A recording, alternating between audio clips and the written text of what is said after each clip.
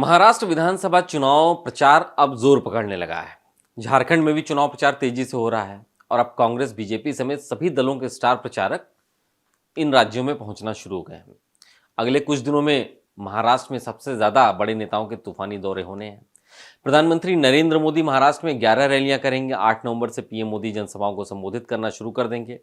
6 नवंबर को राहुल गांधी भी आरएसएस के गढ़ नागपुर में चुनाव प्रचार की शुरुआत कर देंगे और 18 अक्टूबर की शाम तक चुनाव प्रचार थम जाएगा। लेकिन उससे पहले यूपी के मुख्यमंत्री और बीजेपी के ट्रम्प कार्ड साबित हो रहे योगी आदित्यनाथ मुंबई समेत पूरे महाराष्ट्र में 15 चुनावी जनसभाओं को संबोधित करेंगे। इससे पहले हमने देखा था कि झारखंड में भी योगी आदित्यनाथ का जादू चल रहा है। उनकी जनसभाओं में जिस तरीके से भीड़ उमड़ रही है, जिस तरीके से नारे लग रहे हैं और जिस तरीके से उनकी डिमांड हो रही है, वो बीजेपी को अच्छी लग रही है। वही पीएम मोदी से अधिक जनसभाएं अब योगी करने जा रहे हैं, ऐसी भी खबरें आ रही हैं। योगी को लेकर के महायुति की अगर हम बात करें, जो कि महाराष्ट्र में बीजेपी का एक गठबंधन है, बीजेपी और सहयोगी दलों का, उसने योगी को लेकर के डिमांड रख दी है। बीजेपी के अलावा एनसीपी और शिवसेना के नेता भी योगी की जनसभाएं चाहते हैं। जो प्रत्याशी चुनाव लड़ रहे हैं वो चाहते हैं कि योगी आदित्यनाथ उनके क्षेत्र में आए और उनके लिए वोट मांगे। राजनीति के एक्सपर्ट मानते हैं कि महाराष्ट्र में योगी आदित्यनाथ की मौजूदगी और बंटेंगे तो कटेंगे वाले नारे का असर महाराष्ट्र चुनाव में जरूर दिखेगा। इसको लेकर महाराष्ट्र में कई तरीके के पोस्टर लगे हैं। यह खबर हमने आपको पहले भी दिखाई थी। इससे पहले भी महाराष्ट्र के अलावा हरियाणा और जम्मू कश्मीर विधानसभा के चुनाव, जो कि भी कुछ दिन पहले संपन्न हुए हैं, वहां भी योगी आदित्यनाथ का करिश्मा और जादू देखने को मिला था। जम्मू कश्मीर में योगी आदित्यनाथ का स्ट्राइक रेट 90% और हरियाणा में लगभग 65% रहा है। जम्मू में योगी ने 5 विधानसभा क्षेत्रों में चुनावी रैलियां की, जिनमें से 4 पर बीजेपी को जीत मिली। बीजेपी ने किश्तवाड़ा और कठुआ जैसे मुस्लिम बाहुल्य इलाके भी सीट जीतने की जो प्रयास किया था उसमें वो सफल रही। किश्तवाड़ा में पहली बार बीजेपी की शकुन परिहार ने कमल खिलाया है। हरियाणा में भी योगी आदित्यनाथ ने 20 विधानसभा क्षेत्रों में प्रचार किया, जिनमें से 13 बार बीजेपी को जीत मिली। यह जीत कांटे के मुकाबले में बीजेपी को तीसरी बार हरियाणा की सत्ता तक पहुंचाने में महत्वपूर्ण साबित हुई है। सीएम योगी ने हरियाणा के असंध में चुनावी रैली की शुरुआत की थी। इस सीट से ही राहुल गांधी चुनाव प्रचार में उतरे थे। असंध में बीजेपी को जीत मिली है। हरियाणा चुनाव में योगी आदित्यनाथ ने बटेंगे तो कटेंगे चुनावी नारे को लॉन्च किया था।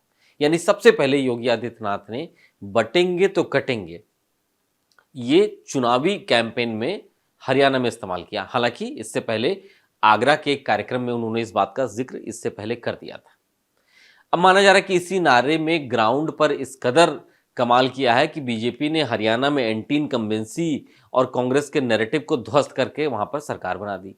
यह नारा लोगों की जुबान पर इस कदर चढ़ गया कि गैर चुनावी राज्यों में भी बीजेपी समर्थक इसे आजमाने लगे हैं। लोकप्रियता का आलम है कि कनाडा में हमले के बाद वहां हिंदू समुदाय ने अपने प्रदर्शन में बटेंगे तो कटेंगे का नारा लगाया, इसका इस्तेमाल किया था। महाराष्ट्र विधानसभा चुनाव के ऐलान के बाद मुंबई समेत राज्यों में योगी आदित्यनाथ की तस्वीर के साथ बटेंगे तो कटेंगे के पोस्टर लगाए गए। एक्सपर्ट्स भी मान रहे हैं कि चुनाव में एमबीए के लिए मुस्लिम वोटरों की एकजुटता का जवाब इसी नैरेटिव से दिया जा सकता है। इससे पहले के चुनाव में बाबा का बुलडोजर भी काफी लोकप्रिय रहा है और प्रभावशाली रहा है। चुनाव प्रचार के दौरान योगी आदित्यनाथ अपने भाषण की शुरुआत महिला, विकास, किसान और विकास तमाम मुद्दों से करते हैं। युवाओं के हाथ में तमंचा नहीं टैबलेट होना चाहिए, ये बार बार वो कहते हैं। यही उनकी पसंदीदा लाइनों में से एक है। इसके बाद मोदी सरकार के कार्यकाल में हुए काम के जरिए आतंकवाद को लेकर के कांग्रेस को निशाने पर रखते हैं। आतंक की बात होती है तो पाकिस्तान की चर्चा भी हो जाती है। पाकिस्तान और आतंकवाद को एक साथ संदेश देते हैं वो। दंगों की चर्चा होती है तो योगी जी बुलडोजर का नाम लेते हैं, बुलडोजर एक्शन की बात करते हैं। अपने हर चुनावी कैंपेन में राम मंदिर की चर्चा वो जरूर करते हैं और लोगों से कहते हैं कि आप भी आइए, अयोध्या में दर्शन कीजिए। यानी अयोध्या दर्शन वो कराते हैं और इस बात को कहते हैं कि अयोध्या का उदाहरण देकर के वो बताते हैं कि जो असंभव सा कार्य लोग बताते थे वो हमने करके दिखाया है। और जब ये सब करके लोगों की तालियां बजने लगती हैं तो वो संवाद भी करते हैं, उनसे बात करने का प्रयास करते हैं। यूपी की सड़कों पर नमाज बंद, मस्जिदों में लगे लाउड स्पीकर हटाने और अपराधियों के खिलाफ बुलडोजर एक्शन भी वो लगातार खूब बोलते हैं जनता के बीच में, उनका फीडबैक भी लेते हैं। उनके चुनावी कैंपेन का ये सब एक हिस्सा है। मतलब योगी आदित्यनाथ जहां भी चुनाव कैंपेन कर रहे हैं, उनकी जो एक हार्ड लाइनर इमेज है, हिंदुत्ववादी नेता की जो इमेज है, उनमें लगातार इन बातों का वो जिक्र करते चले आते हैं। अयोध्या में राम मंदिर का विवाद जब न्यायालय में था, तब ये पत्थरबाज कहते थे कि अगर अयोध्या का फैसला हुआ तो खून की नदियां बहेंगी। हमने कहा वे गफलत में हो। ये नए भारत का नया उत्तर प्रदेश है, खून की नदियां नहीं बहने देता है। जो निर्दोष नागरिकों को, निर्दोष हिंदुओं को छेड़ता है, उसको छोड़ता नहीं है। और बहनों और भाइयों, आज आप देखते होंगे यूपी में नो कर्फ्यू, नो दंगा, सर्वत्र है चंगा। वहां आज कुछ भी दंगा नहीं है, कोई उपद्रव नहीं है। बड़ी बड़ी शोभा यात्रा वहां निकलती है। हमारे जो माननीय करमवीर जी हैं, संगठन महामंत्री के रूप में यहां काम कर रहे हैं। ये इससे पहले यूपी में ही संगठन महामंत्री के रूप में काम करते थे और पश्चिमी उत्तर प्रदेश से आते हैं। वहां पर 4 करोड़ लोग कांवड़ यात्रा में भाग लेते हैं। 4 करोड़ लोग।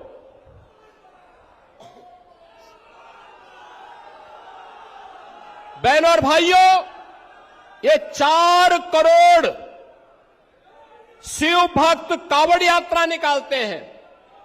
याद करिए, 2017 के पहले सरकारें नहीं निकालने देती थी, और जैसे हम लोग आए, हमने कहा भी कांवड़ यात्रा तो हम निकालने देंगे। लोगों ने कहा दंगा हो जाएगा। हमने कहा एक बार आर पार हो ही जाए, देखा जाएगा।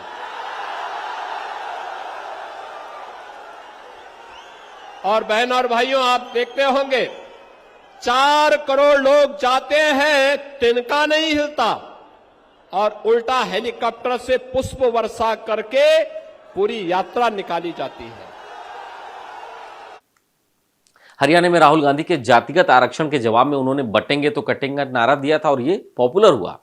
अब इसी को और इंप्रोवाइज करते हुए बीजेपी ने इसको अपना हथियार बना लिया है। पीएम मोदी ने भी कह दिया कि एक रहेंगे तो सेफ रहेंगे। ये बटेंगे तो कटेंगे का इंप्रोवाइज वर्जन है। मतलब साफ है कि योगी की लाइन पर अब बीजेपी तेजी से आगे बढ़ रही है। योगी आदित्यनाथ ने लोकसभा चुनाव के बाद जो बीजेपी को एक झटका लगा था, ये कहा जा रहा था कि वो डिक्लाइन मोड में आ गई है, उसमें जान फूकी है। इस बटेंगे तो कटेंगे के नारे ने भाजपा के अंदर एक जान फूकी है और एक तरीके का मैसेज लोगों में देने का एक शुरुआत हो गई है कि एक बहुसंख्यक आबादी में अगर इस कदर बिखराव होगा, बंटवारा होगा, तो नुकसान वैसे ही होगा जैसा कि बांग्लादेश में हुआ, जैसा कि कनाडा में देखने को मिल रहा है। तो योगी आदित्यनाथ का जो ये बयान है पॉपुलर हो चुका है, फेमस हो चुका है।